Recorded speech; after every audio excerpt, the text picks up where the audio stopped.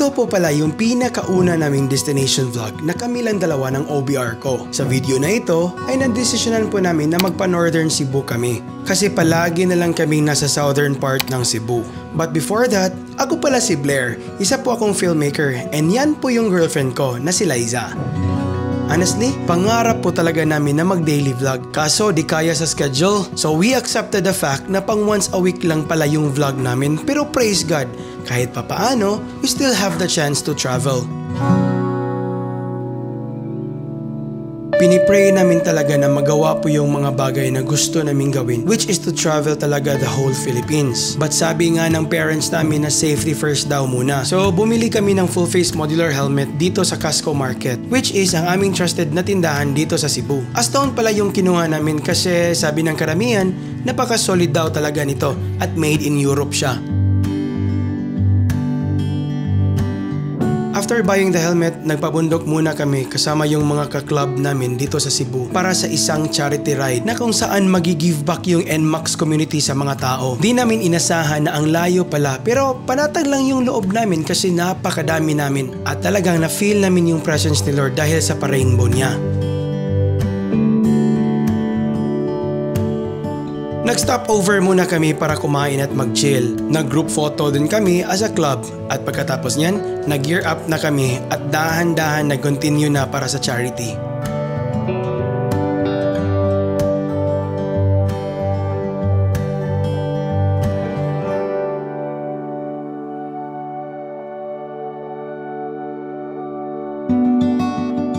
Akala talaga namin ni Liza na chill and smooth ride lang yung patunguhan namin.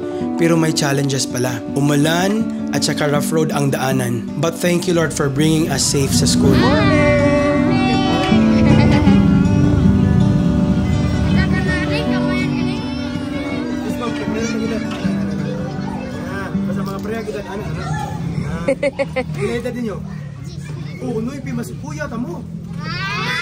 Kahit inulan, the show must go on.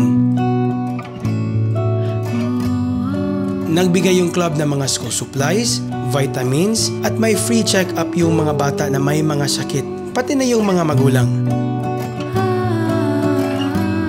Napakasayang makita ang mga ngiti ng mga chikiting at napakasarap din sa damdamin na naging parte ka sa isang community na may malasakit sa kapwa.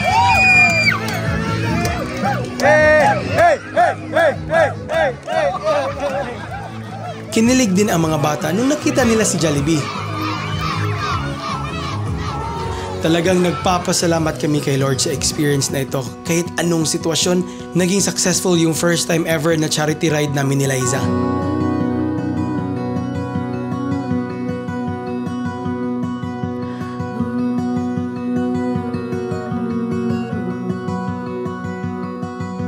Ito po pala yung first long ride namin as couple. Kaya sinusulit talaga namin yung mga time na magkasama kami. I can still remember our first travel ni Liza. Ito yung mga panahon na wala pa kaming motor. At ngayon, sa awa ng Diyos, talagang mapupuntahan na namin yung mga lugar na gusto naming puntahan. After no activity, tumiretso na kami pa north ng Cebu. Kasi malayo talaga yung Tabugon from here and ayaw namin na magabihan kami sa daan. You know just what you do to me. Play my emotions like a pair of puppet strings. Gusto talaga namin sa nature, whether it's pabukid o padagat, basta matuklasan lang yung mga hindi pa namin natuklasan dito sa Cebu. Hanggang ngayon, I still couldn't believe na magugustuhan talaga ako ni Liza. Kasi napakaganda niya and napakabait. At sino namang taong hindi magkakagusto sa kanya. Kaya nagpapasalamat talaga ako ni Lord for allowing Liza to be my partner. Nandito na pala kami sa Yaka Yaka Rest House. Dito kami magstay for the night and napakasimple lang po dito. Mahirap yung daan papunta dito pero napaka worth it.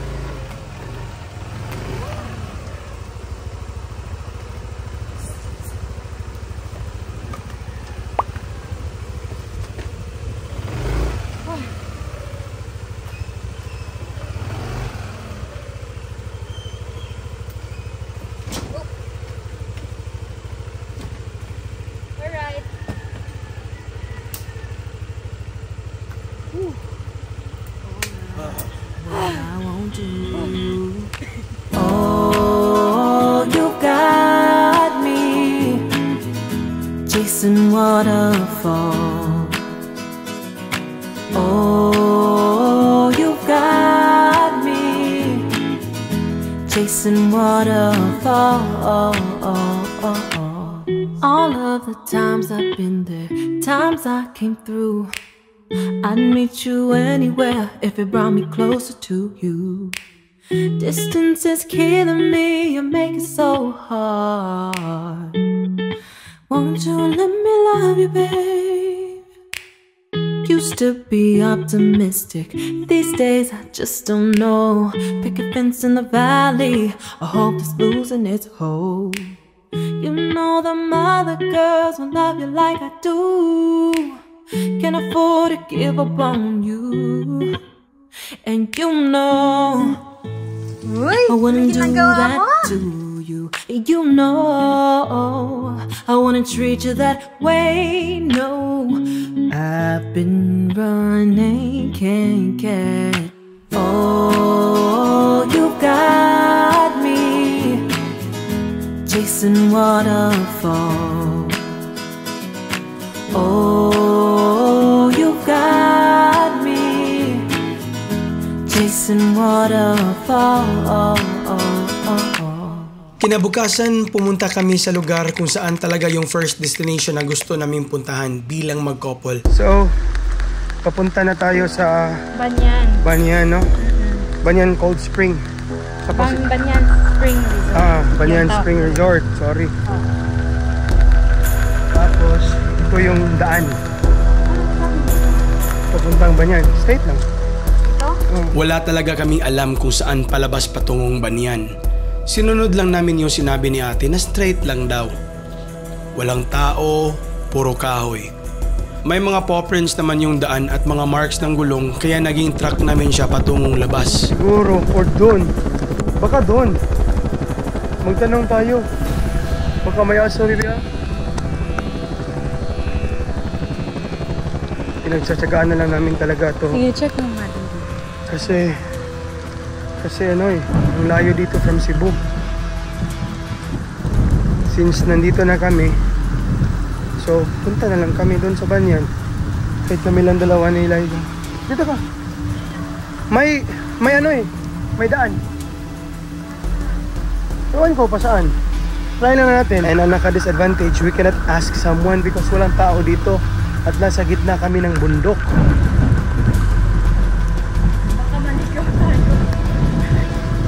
Baka maligaw tayo. Or baka ito talaga yung baka ito. Hoping kaya ba ito, baby? Oo, kaya to. May TCS naman si Toothless. Balak sana namin na isama si Toothless, yung motor namin, kaso sabi ni ate baka di kakayanin dahil sa putik at sa mga malalaking bato. Pero feel ko kaya naman kapag walang angkas. Guys, tell you the truth ha, napakahirap ng daan. Pero for sure, it's gonna be worth it. Kaya to. So mini baby, kung saan tayo nagstay, layo talaga no? Ng Banyan. Hindi naman siya ganun kalayo. Medyo distance lang. Ay, you can have that, you can have both behind. Hindi tayo dumaan dito. Pero, hindi natin alam kung gaano yan kalalim. Guys, grabe adventure to guys. Ito yung daan. Ito yung sementado. Sabi ni ate na naputol kasi mag-meeting pa daw sila sa mga owners dito sa right of way. Kakayanin ba ito ni Toothless? Napaka-steep talaga.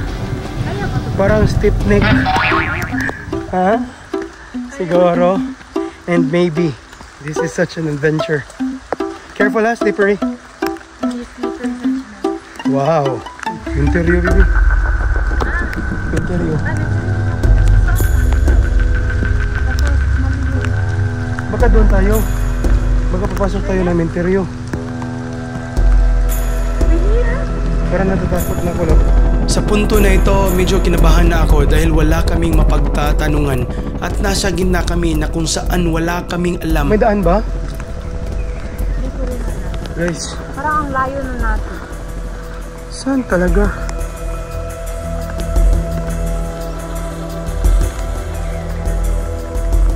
Baka matrap tayo doon. Hindi naman diba? Balik na tayo. Saan? Doon. Sa resort? Sa... Hindi kasi natin alam saan papunta. Halos sumuko na talaga kami pero mabuti na lang at hindi namin ginawa. Dahil sayang aming pinagdaanan at pagkabigo lamang ang mararamdaman namin. Bahala, natatakot na ako. No, parang dead end lang. Napakaraming pagsubok ang aming hinarap. Ngunit tulad ng sabi nila, patuloy lang ang laban para makamit ang mga layunin natin sa buhay. Sige lang, love. At buti na lang, sa may unahan, may narinig kaming mga taong nag-uusap. Ay, may tao. Sige lang, mag-shout na lang tayo. Asa pa ba niyan? Yeah! Excuse me, asa pa ba niyan? Banyan. Oo. Nagtanong kami sa mga tao pero tila wala silang tamang wisyo at hindi makapagbigay ng maayos na sagot. Kaya nagpasya na lang kaming sundin ang aming instinct upang makalabas ng sementeryo. Basta ang importante makalabas na. Siguro tutulungan tayo ni ate, baby.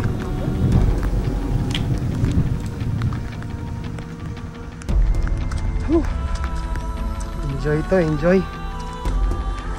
Nasa gitna kami ng sementeryo. Pero may narinig na ako. Ha?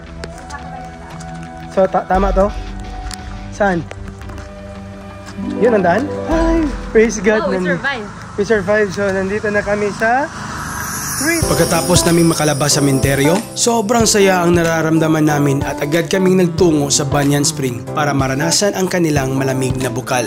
Itinuloy pa rin namin dahil tiwala kami na ginagabayan kami ng Panginoon. Gaya ng sabi sa Biblia, if God is for us, who can be against us? No, I won't let you fall to the ground.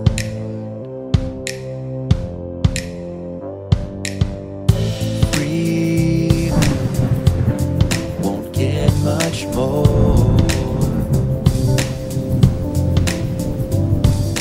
Nandito na tayo sa Banyan Spring Resort. Yeah. No? Oh, grabe yung lamig, napakaginaw. And then, maliit lang po yung tao. Maliit? Ano? Konti lang po yung tao. Tapos, yun, 7 feet. Sige. Pakita mo na sila. Sige, let's try. Ang lalim dito. Super cold talaga dito pero kaya lang naman. We consider this as one of the greatest blessings ni Lord. Yung together kayo masaya sa isang lugar na first time nyo mapuntahan. Ano dito? 6 feet. Tapos, si Liza hindi marunong lumangoy. Kaya ano na lang siya, ng salvavida.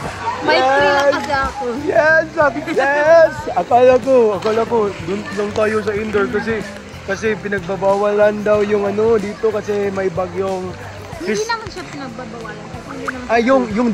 yung daanan ba? Yung daan namin, papunta dito, galing sa staycation na to? rest house. Sa Hindi siya yaka-yaka. ganun ka-accessible. Parang maputik siya, tapos mahirap siya idaan yung motor natin. Kaya ang ginawa namin, naglakad na lang kami. Mga 5 to 7 minutes din yung lakad. Tapos dumaan pa kami ng cemetery no? para lang makapunta dito. Honestly, Kaya worth it talaga. Honestly, natakot ako ng mga 7%. Yun. Natakot siya kasi baka maligaw kami doon. Hindi ka ako natatakot na dahil sa cemetery, dahil nasa cemetery tayo. Natakot ako kasi wala tayong mapagtanungan.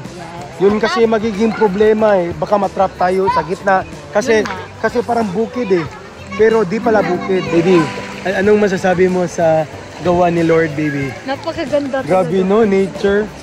Cold na cold. Tapos, maano mo talaga, makakaas ka talaga bakit nananatili siyang clear kahit marami ng tao naliligo. Di tayo no? Oo nga no. Siguro yung tubig ba? Yung agos ng tubig. Spring. Yeah, spring. Tapos, yung daanan niya is dagat na. Yung dead end niya, dagat na. Yung finish line niya, dagat na. Yun, dagat. Ang sarap mag-date kasama ang kalikasan. So sa mga nanonood dyan, sana maging inspirasyon tong video na to. Huwag puro trabaho lang, travel din.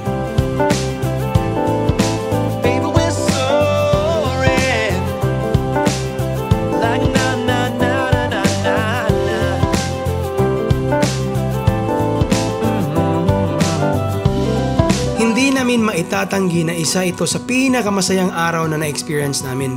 Bihira lang to kasi may mga responsibilities kami sa buhay, kaya sinagad na namin yung energy namin na mag-enjoy lang dito sa Tabugon kasama ang isa't isa. Tapos na kami sa spring. Punta na kami sa rest house ulit. And maligo ng ayos and magbihis. And rain or shine, uwi na kami sa Cebu. Yeah, kasi need ko pa ng ano. Back to reality na, no? Yes! Ganyan talaga ang buhay. Kaya seize the moment na if may chance kayo na ano, na pag-enjoy somewhere far, especially from the city. If meron akong masasabi sa inyo, sa lahat na nanonood, you travel, guys. Yes. Iba yung feelings. Yes, true. Whew. Kahit saan, malayo, malapit man, basta you travel. Yeah. Take a reset ba? No? Reset or reset? Take a reset. Take a reset. Take a reset? Take a reset. Take a reset. Okay. Iba talaga yung pakiramdam na makatravel kayo sa ibang lugar. Talagang nakaka-relax at makakapahinga kayo. Kaya make time to travel, especially sa loved ones niyo. Till our next destination vlog. This is Love And Luggage. Making Memories. One vlog at a time. Bye!